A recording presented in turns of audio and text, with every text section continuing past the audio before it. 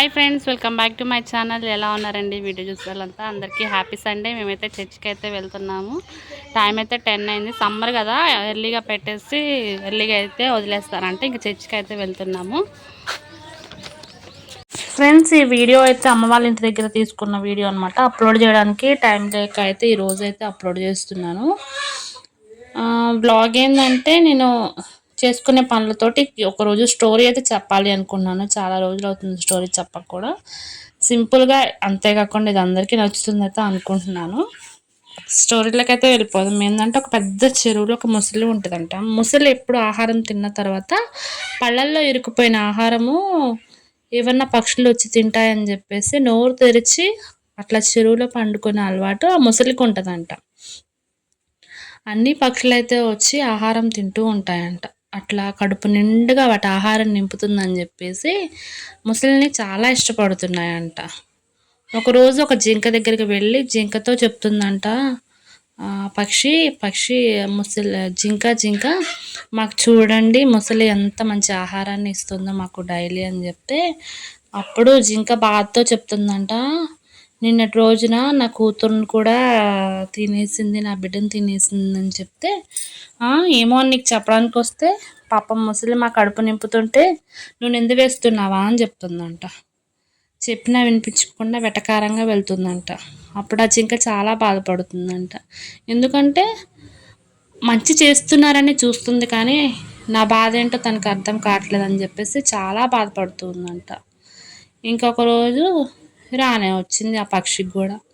ఇప్పుడు ఓపెన్ చేసి ఉండేది ఒకేసారి క్లోజ్ చేసిందంట. అప్పుడు అర్థమైందంట, దానికి మనసులో అనిపించిందంట తన చివరి ప్రాణం పోయేటప్పుడు జింక చెప్పింది కరెక్టే, అప్పుడు నేను విన్నట్లయితే ఇప్పుడు నాకు ఇంత బాధ ఉండకపోయేది అని చెప్పి. అందుకనే మనకి మంచి చేసే వాళ్ళు కూడా ఒక్కొక్కసారి చెడు చేస్తూ ఉంటారు. అది మనం అర్థం చేసుకుంటే మన లైఫ్ అనేది ఎప్పుడు సాఫీగానే సాగిపోతుంది. అందరినీ మనం ఎక్కువగా అయితే నమ్మకూడదు అన్నమాట. అందరికీ మంచి చేస్తున్నట్లునే కనిపిస్తూ ఉంటారు. కాకపోతే నిజమేందంటే వాళ్ళ సొంత కోరికలు నెరవేర్చడం కోసం ఒకళ్ళ మీద రుద్దుతూ ఉంటారు. ఇది మనుషుల్లోనైనా పక్షుల్లోనైనా ఎవరి విషయంలోనైనా సరే ఇది జరుగుతూ ఉంటుంది. అందరినీ మనం గుడ్డిగా నమ్మకూడదు. ఈరోజు మనకి హాని జరిగిందంటే ఇంకా నెక్స్ట్ డే ఎవరో ఒకరు జరుగుతుంది. నా ఇంట్లో కాదులే, జరగలేదులే అనుకోవడానికి లేదు. ఎందుకంటే ఇంట్లో విషయం ఎందుకు ఎక్కువ చెప్తుందంటే మనం అందరిని ఎక్కువగా నమ్మేస్తూ ఉంటాం కదా. నమ్మకం ఎవరి మీద ఎక్కువగా ఇంకా పెట్టుకోకూడదు. తర్వాత ఈ వ్లాగ్లో అయితే నేను చికెన్ కర్రీ అయితే చేస్తూ ఉన్నాను. చాలా చికెన్ కర్రీస్ వీడియోస్ అయితే ఉన్నాయి కదా, ఎందుకని చెప్పేసి ఇంకా అప్లోడ్ అయితే చేయట్లేదు, అంటే చూపించట్లేదు, నేను చేస్తూ ఉన్నాను. మా అక్క వాళ్ళ పాప అయితే వాటర్ పడుతుంది. తర్వాత మా ఫ్రెండ్ ఈవినింగ్ అయితే బొప్పాయికాయ ముక్కలు అయితే కట్ చేసుకొని నా కోసం అయితే తీసుకొచ్చింది.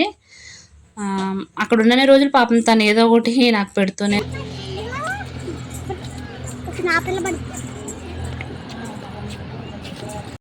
ఫ్రెండ్స్, మా అక్క మా మరదలు నేను కలిసి అయితే ఫ్రైడ్ రైస్ చేస్తున్నాము. ఫుడ్ ఛాలెంజ్ అయితే చేస్తున్నాము. ఆ తమ్ముడు వాళ్ళ దాంట్లో పెడతాను. ఫ్రైడ్ రైస్ ఎలా చేస్తున్నానో చూపిస్తాను రండి. నేను అసలు ఫ్రైడ్ రైసే చేయలేదు అంతవరకు. పచ్చిమిర్చి ఇట్లా క్రాస్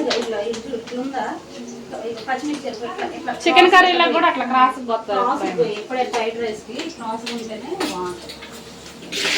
ఫ్రెండ్స్, ఫ్రైడ్ రైస్ అయితే చేస్తున్నాము. బిజీ అందరం. తమ్ముడు వాళ్ళ ఇంట్లో అయితే వీడియోస్, ఫుడ్ ఛాలెంజ్లు అన్నీ చేసి షార్ట్ వీడియోస్ తమ్ముడు దాంట్లో వస్తే ఖచ్చితంగా చూడండి. ఇంటికైతే వెళ్ళిపోతుందమ్మా ఇంటికి. ఇట్టండి ఇదిగోండి పిల్లలు అక్కోళ్ళతో అందరూ.